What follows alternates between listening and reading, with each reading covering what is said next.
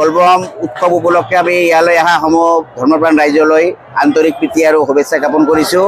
আৰু প্ৰথমতে আমি যে আমাৰ যে বিধ্বংসী বান আমাৰ উজনি অসমত যে সংহাৰৰ সৃষ্টি কৰিছিল, তাতে নিহতসকলৰ চিৰশান্তিৰ কাৰণে আমি ভগৱানৰ ওচৰত প্ৰাৰ্থনা কৰিছোঁ। আৰু আমি কামনা কৰোঁ যে ভৱিষ্যতে এনেধৰণৰ প্ৰলয়ংকাৰী বান আমাৰ মানে অসম নহয়, মানে ভাৰতবৰ্ষ নহয়, ক'তো হ'ব নালাগে। আমি সকলোৰে আত্মাৰ চিৰশান্তিৰ কাৰণে আমি ভগৱানৰ ওচৰত প্ৰাৰ্থনা জনাইছোঁ।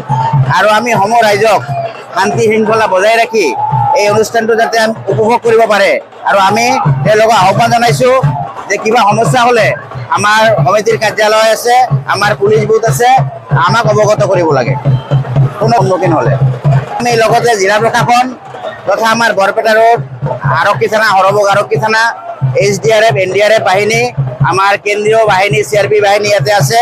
আমি সকলোকে ইয়াতে তেওঁলোকে যে আমাক যে ইয়াতে সহায় কৰি আছে, আৰু প্ৰত্যেকটো সপ্তাহত তেওঁলোকে আমাক যিটো মানে ছাৰ্ভিচ দি আছে, আমি এইকাৰণে তেওঁলোকৰ চিৰকৃতজ্ঞ।